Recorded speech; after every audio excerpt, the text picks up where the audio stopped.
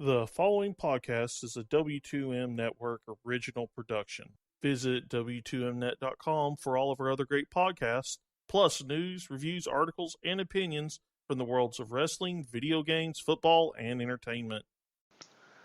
Hello and welcome to a special edition of Saga to the Max Instant Reaction Hot Take Sunday morning, whatever you want to call it here after the Gold Cup semifinal win for the United States men's national team over Costa Rica, 2-0, 2-0, and right off the bat we pretty much knew Bruce Arena was starting the strong side, but a lot of questions about Clint Dempsey, why is he not starting? Jordan Moore started in his place. Well, it took Clint Dempsey coming on, finally, for the U.S. to get a goal. His assist allowed Josie to get in, put it beneath the goalkeeper's legs, Mr. Pemberton's legs, and that was the first goal. Then Clint Dempsey tied Landon Donovan's U.S. men's national team goal-scoring record with a free kick around the wall, but low, and it goes in. And there's your 2 goals for the U.S. They move on to the final in Santa Clara at the 49ers stadium, and they're waiting to either meet Mexico or Jamaica. What revenge they would get to have from either team, right? Mexico defeating them in the playoff that did not get them into the Confederations Cup, and then of course Jamaica, which is the team that knocked the U.S. out 2 years ago. So, Eric, I mean, what did you see coming in here that's different from, say, the way the U.S. played in the quarterfinal against El Salvador? More cohesiveness. I mean, granted, Omar Gonzalez still had some shaky moments in defense, but having Tim Howard in the net really bailed us out. And it took Dempsey, as you said, coming on. We needed that extra boost as far as finishing.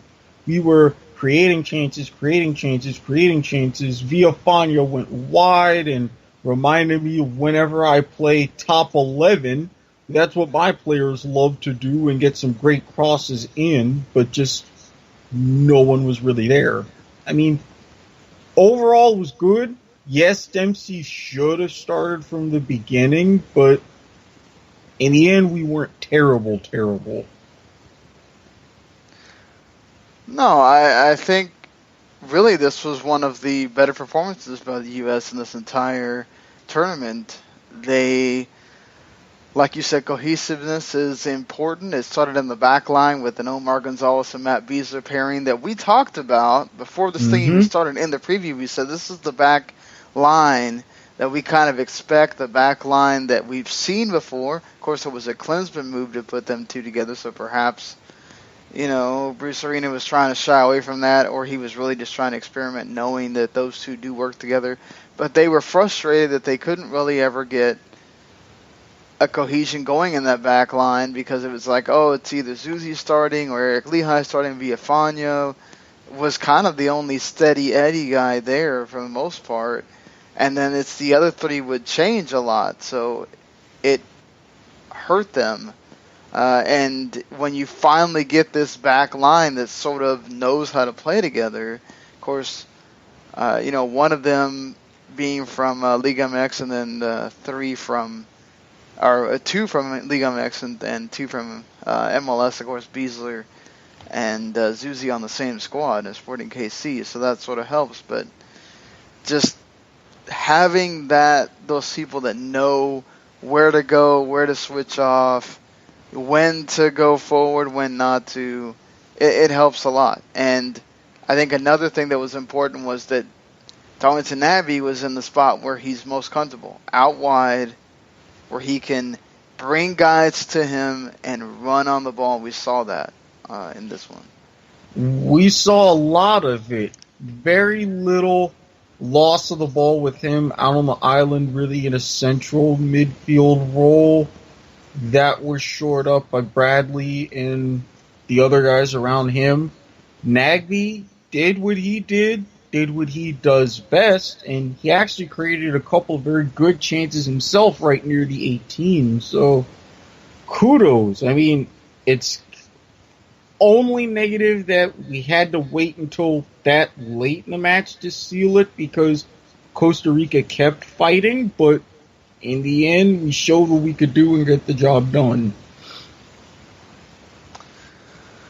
Yeah, exactly. I really like the fact that you're bringing in somebody that's going to create a push towards us, towards the Costa Rica. Have to pay attention to him, what he does, and at times you'd see like 3 or 4 guys even go to where Nagbe was because you're worried about him beating you, and this allowed Villafana to get forward and to have terrific crosses, as Rachel noted in our chat and on Twitter. She was live tweeting. I had stuff to do, so I was sort of just live tweeting here and there. But it's it just showed, for me, it showed a just complete game from this team, because I thought Acosta played a lot better than he has. I thought Bradley was really on point in this game, making some terrific just stops right there in midfield, or just needing to pass the ball.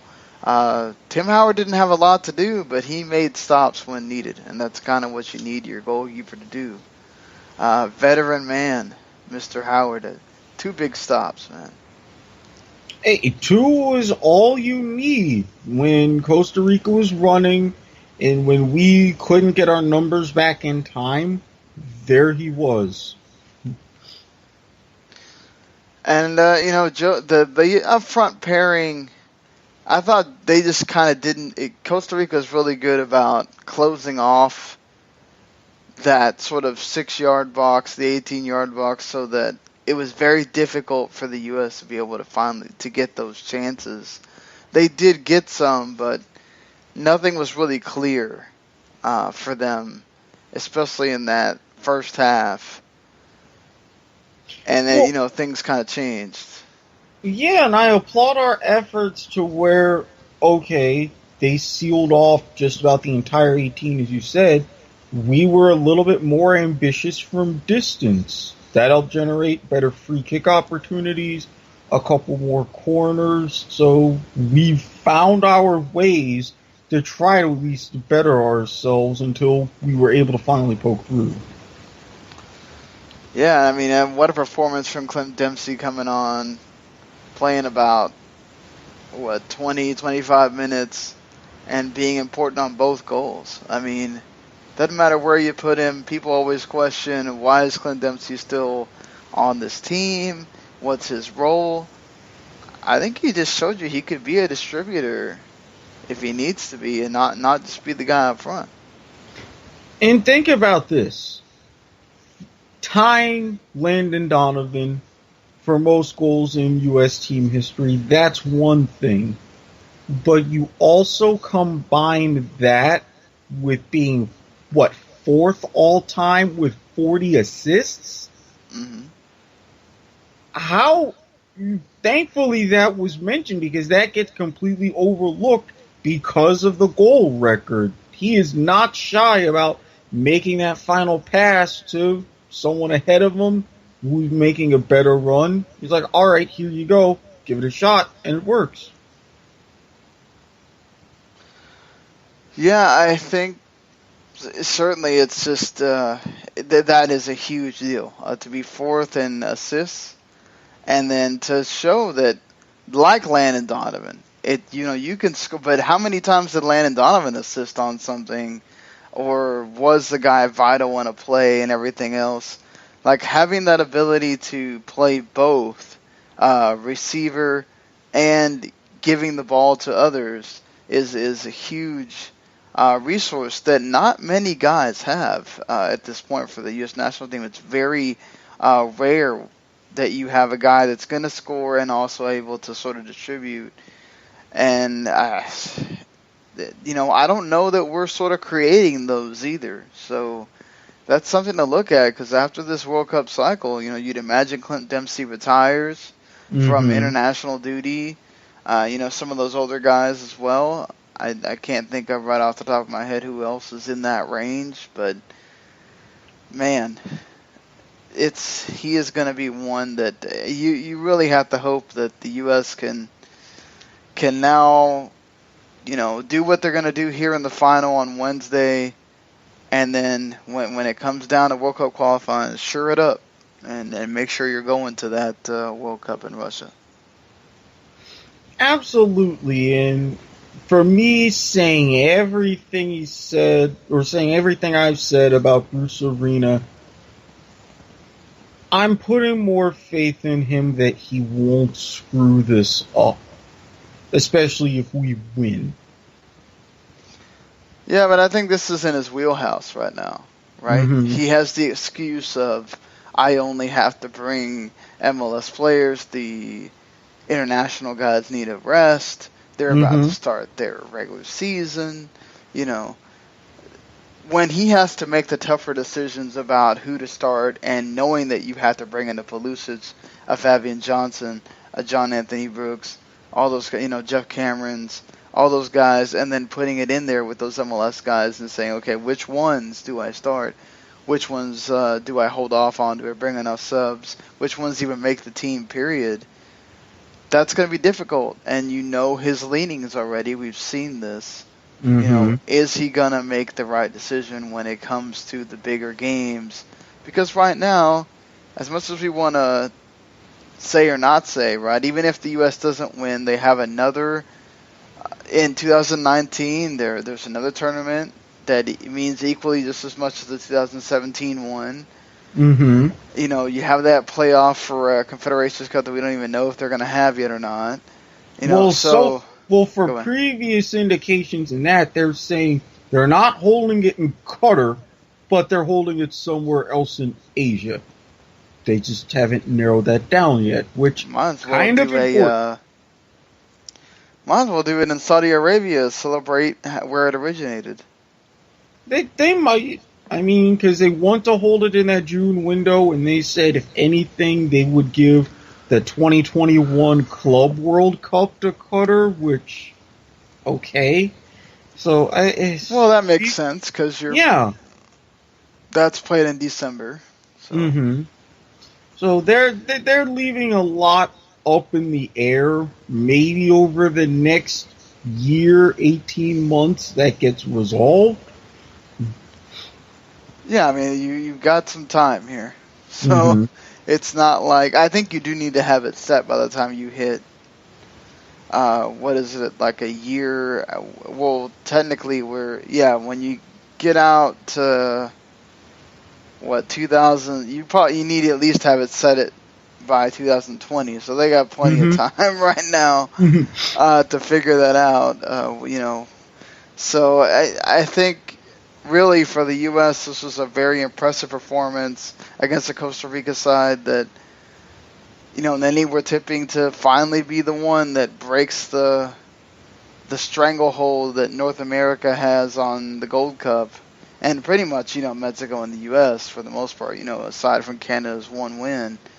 So, I mean, when you're looking at it, this is a big deal for the U.S. to come out here and look good against this team. And the way that they really kind of dismantled this team of Costa Rica really didn't do a lot, No, and I mean, for bringing their A team and how they did, I admit they were a little sketchy in the group stage, but with the group of how it was in Group A, they were fine. But it really took until now a team like U.S. bringing not even so much a B team, I would say B+, crushing them. They're A squad to know kind of how far off they still are. Yeah. I think, I don't know about it being so just how far off they are. I don't know if they got it right as far as tactically in this game, right? The two times that Urena got those shots on Howard, it's because they finally figured out, okay, we can't have this static line and not have Ruiz in the middle sort of creating. You didn't have anybody creating at all for them. You didn't have the wing play we've seen from them before. You really didn't have anything with Costa Rica. And I mean, credit to the U.S. obviously for how they set up and were positioned, and they really stifled Costa Rica. But that's on the Costa Rica coach as well to change. And the times he did, Costa Rica got things going, but I don't think he did enough. No, and I mean, you have to be able to adjust, especially when you have your A squad, but this means either one of two things, or really one of three. You are still a ways off, you really didn't bring your A squad, or there's now a little bit of a fire underneath of the coach. Could be a mix of two, could be a mix of all three, but there was something there to where, yes, had all of that worked, maybe we're talking a draw, and maybe we're sitting here going over what happened in penalties. Maybe we're talking about yet another upset win, and maybe CONCACAF finding a reason to create another third-place match. I don't know. Yeah, who knows? I feel like, I don't know. I just don't want to feel like we're heaping praise on one team here, but to me, it really was about, they weren't stunning in what they did, right? A lot of the first half it was stuck in the midfield. U.S. had a lot of possession because of the way that Costa Rica was set up. For the most part, it was just the U.S. missing the few chances that they got, and then finally Dempsey comes on and changes things. But that's sort of how I think Arena wanted to play it, right? I think he wanted to create a problem where you score so deep into the game that now Costa Rica has to scramble, and thus creates what you had there where the U.S. was getting a lot more chances after the first goal. Yeah, and the rope-a-dope method is efficient when you've got the right opponent. I hope we don't have to go to that well again come the final, but for now it worked. Yeah, obviously depends on who you have in the final, but I really hope the U.S.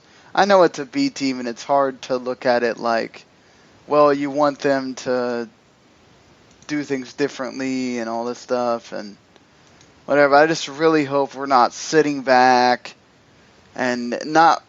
I want to see them play this way against Mexico, up and down, try to actually go for it and not, oh, we're scared of Mexico. We shouldn't be at this point. No, they're on our turf. I mean, we've got key players on our squad playing in Liga MX. So where's the fear coming from? I don't know. It's just, we saw, I mean, I understand Azteca is a little bit different, but I just feel like, so much talk about the U.S. team and everything, and I just don't want to see them look great in this game, the way things are set up, and then, we're back to the U.S. being afraid of whatever Mexico's going to do, and just hope we feel confident enough to play your game. Yeah, let's see if our B team beats their B team. Let's hope so at this point. I don't know. I think it's starting to get to more of a B plus team for the U.S. with the guys that they brought in, which still think it's a little ridiculous that you can make these wholesale changes and everything. But we can talk that to death. It's the way that the Gold Cup has been set up for a long time now. It's like talking to a wall. That's why I say, wait and see the barrel of laughs that's going to come out in 19. Yeah, because they're going to have more of a reason to do it because there's 4 more teams playing.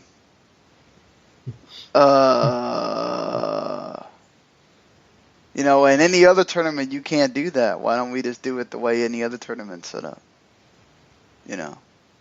But because we have 2 powerhouses and everybody else And unless you're Oceania, which is on their own set of islands, no one else does.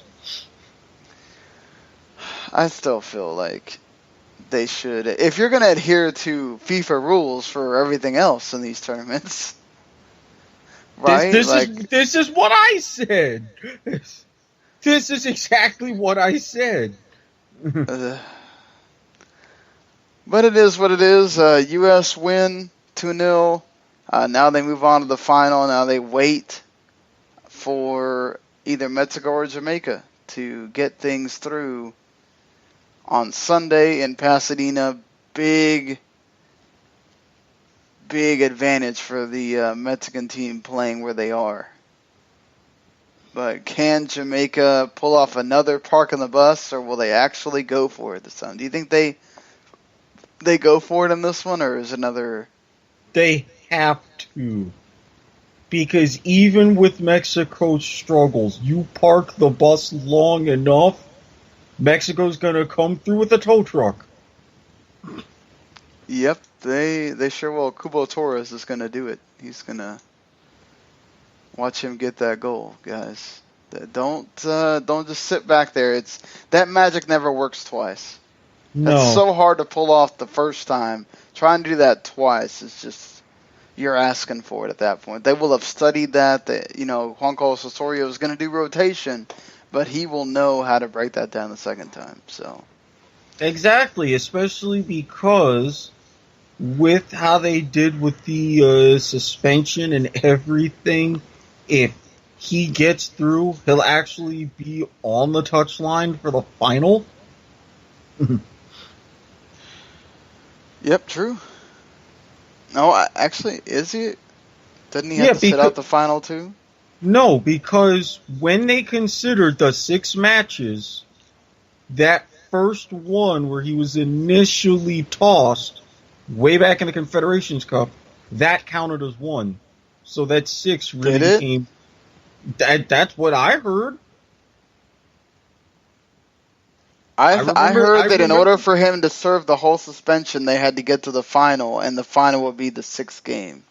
Yeah, now when they discussed it originally, way back at the beginning of the tournament... I don't think that's how that works. When you get suspended, they don't count the game you got suspended in as I understand that, and going by that logic, true. But then when I heard that nugget mentioned way back at the beginning of the Gold Cup, I was like, okay. Because they will have played 5 games when you get to the semifinal. The final will be the 6th game. Yes. So that's why I'm saying, for me, I think he suspended the final as well, but then he can be there for the World Cup qualifiers. That's what I remember Rob Stone saying. Yeah. That Mexico needs to get to the final, because if they don't, then he has to miss that first World Cup qualifier. Right. And they had said, even in that conversation a little later on, how they determined the 6 matches and blah, blah, blah. And they said, there was that one, so it's really 5, et cetera, et cetera. I don't know. I think they are confused. But for me, it's, even in the final, he doesn't get to coach. Yeah, He'll get to start coaching in the World Cup qualifier.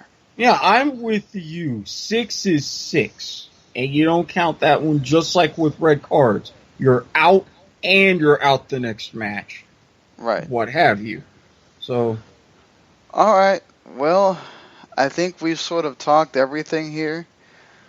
We might be able to talk about it some more with Rachel on our regular Sunday night, Monday morning edition, where we will have a lot to discuss. 2 weeks of MLS, basically. Yes, Dawn. And then you also have the All-Star game. The roster's finally out. You have NWSL action. You have the U.S. Women's National Team roster out for the Tournament of Champions? Tournament of Nations. Nations, yes. I just wrote that, and I don't know why I can't think of that right. You were probably mixing that with International Champions Cup. Yes. And by the way, can I just say with Neymar, I kind of called it. You did say that. I think, I mean, basically, we get done with this tournament on Wednesday. The first U.S. Women's National Team Tournament of Nations game is on that Thursday, so it doesn't end for us here. But it'll be nice to talk more about the women's game. We've kind of left it up to Rachel for NWSL, but there's just so much, and NWSL not having the condensed game thing kind of hurts too, because it's so hard to try to watch both those things. Then you have to watch those entire NWSL games, and especially on Go 90. Woo. Yeah, especially on Go 90. Just, I mean, it's great when you have a Chromecast and stuff. You can just stream it onto there, but trying to sit there and watch it on your phone, yeah. But all right, until the next show, which is a day from now. We'll see you later, everybody. Peace. The following podcast is a W2M Network original production.